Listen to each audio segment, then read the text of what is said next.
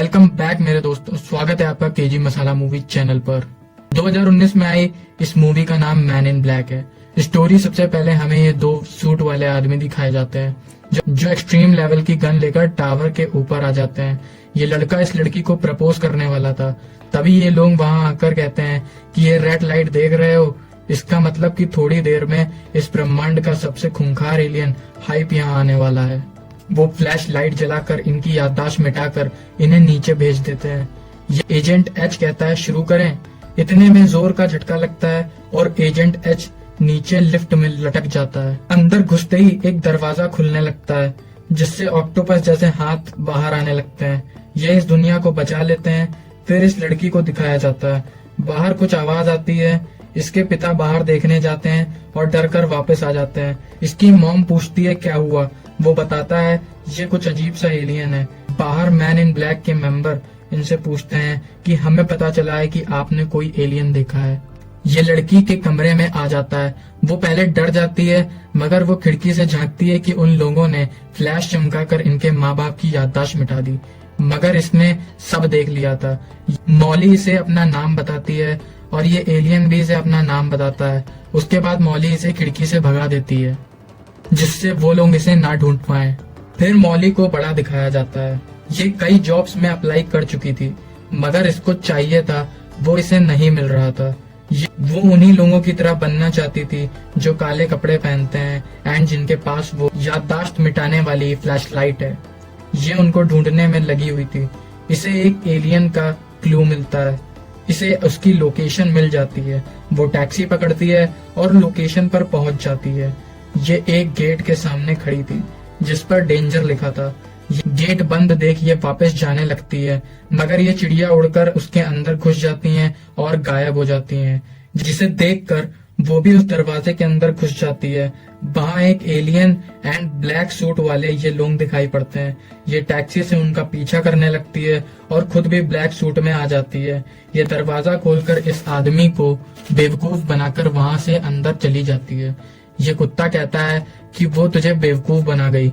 पता चलते ही इसे एक चैम्बर में बिठा देते हैं और इसकी याददाश्त मिटाने कहते हैं, मगर ये कहती है कि बचपन में मेरे पेरेंट्स के साथ ये किया गया था।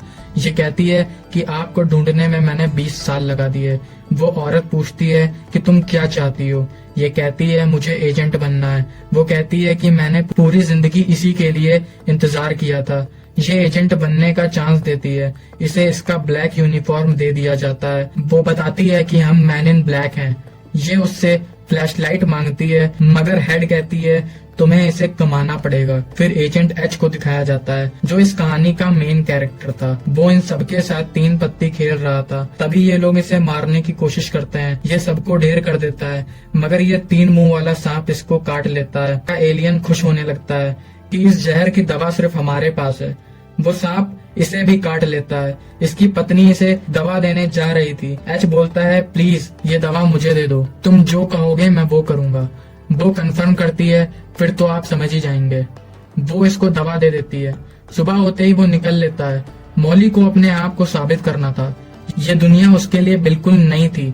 ट्रेन अपने आप चेंज होकर एक जेट बन जाती है। वो इतनी फास्ट थी कि मिनटों में वो इसे लंदन पहुंचा देती है।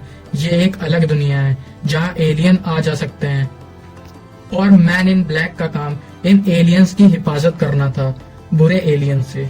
वो यहाँ की ब्रांच में पहुंच जाती है और मिलती है आईटी से जो यहाँ के हेड है। अब इस सफाई कर्मचारी को दिखाया जाता है जो डांस करते करते पोछा मार रहा था। बिजली चली जाती है। ये पावर प्लग को ठीक करने लगता है। पीछे से ये अजीब से दिखने वाले एलियन इसको सॉलिड से लिक्विड में बदलकर मार डालते हैं। फिर ये दोनों हाइप इस बूढ़े आदमी के पास जाकर कहते हैं कि हमें रानी से मिलना है। ये खुफिया जगह से इन्हें उसे मिलवाने ले जाता है। ये छोटे छोटे मेढक की तरह दिखते हैं। वो दोनों कहते हैं कि हमें इस जमीवियंस क्यों मारना है।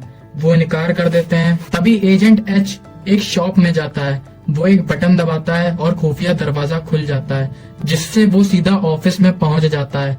इनके आने जाने की जगह काफी खुफिया थी। मैन इन ब्लैक के मेंबर इन दोनों एलियंस के बारे में बात कर रहे थे। एच हमेशा की तरह लेट आता है और ये फंगस नाम के एलियन के बारे में बात कर रहे थे क्योंकि उसके पास दुनिया का सबसे पावरफुल हथियार था और वो दोनों हाइप उसके पीछे पड़े थे। ये एच से कहती है कि मुझे तुम्हारे साथ काम करना है। ये काफी देर रिक्वेस्ट करती है और एच मान जाता है क्योंकि मॉली काफी स्मार्ट थी। ये एलियंस के खुफिया क्लब में जाने वाले थे फंगस से मिलने। ये कार की बैक सीट पे बैठते हैं और सीधा जमीन के नीचे खुफिया क्लब में जा पहुंचते हैं। ये दोनों फंगस की हिफाजत के लिए वहां गए थे। पार्टी में वो दोनों हाइप भी पहुंच जाते हैं। ये अपने कुछ डांस मूव दिखाकर सबका ध्यान खींचने लगते हैं। फंगस को कुछ इम्पोर्टेंट बात करनी थी मगर उसे लगता है कि एच पहले से बदल गया। उतने में ये हाइप एक छोटा सा जहर लगा हथियार फेंक कर मारता है जो सीधा फंगस के गले में जा लगता है और इसकी तबीयत कुछ खराब हो जाती है। ये दोनों इसे कार तक छोड़ देते हैं। थोड़ा आगे जाने पर ये दोनों हाइप फंगस की कार हवा में उड़ा देते हैं। एजेंट एच और एम इन दोनों को हैंड्स अप करने बोलते हैं मगर ये रोड को सॉलिड से लिक्विड बना देते हैं। इनके पास खड़ी एक कार हथियारों का खजाना थी जिसके हर पार्ट में एक पावरफुल हथियार था मगर इन गनों से इन हाइप्स को कुछ खास नुकसान नहीं हो रहा था। फंगस वही लटका पड़ा था। मॉली फंगस के पास जाती है। वो मॉली पर भरोसा कर उसे डायमंड जैसी एक चीज देता है। वो बताता है कि सिर्फ यही चीज तुम इंसानों को बचा सकती है। एच मिसाइल दाग देता है। पीछे से मैन इन ब्लैक की बाकी टीम भी आ जाती है। हाइप्स वहां से भाग जाते हैं। फंगस की मौत हो जाती है। एजेंट सी पूछता है कि मॉली यहाँ क्या कर रही है क्योंकि ये अभी अभी आई है। ये उससे पूछता है कि फंगस ने मरते वक्त तुमसे कुछ बात बताई। मॉली इनकार कर देती है। एचआईटी पूछते हैं कि फंगस ने हाइप के अर्थ पर आने की कोई वजह बताई। मॉली इस क्रिस्टल के बारे में इन्हें भी नहीं बताती है। ये कहती है कि फंगस कहाँ था इसका पता सिर्फ हम चारों को था तो इन्फॉर्मेशन लीक कैसे हुई। फिर ये लोग इस जहर का पता लगाने चले जाते हैं। एच वहाँ के गैराज में जाकर अपने दोस्त रजा से मिलता है। इसकी एक नकली दाढ़ी भी थी जो कि एक एलियन था। ये सीसीटीवी की फुटेज में देख लेते हैं कि मॉली ने ये क्रिस्टल छुपाया है। एजेंट सी आईटी से बताता है कि उन्होंने वो क्रिस्टल हमसे छुपाया है। ये समझते हैं कि वो दोनों गद्दार हैं। ये दोनों गैराज से निकलने के बाद खुफिया शॉप में जाते हैं। वहाँ पे वो बूढ़ा आदमी मरा पड़ा था।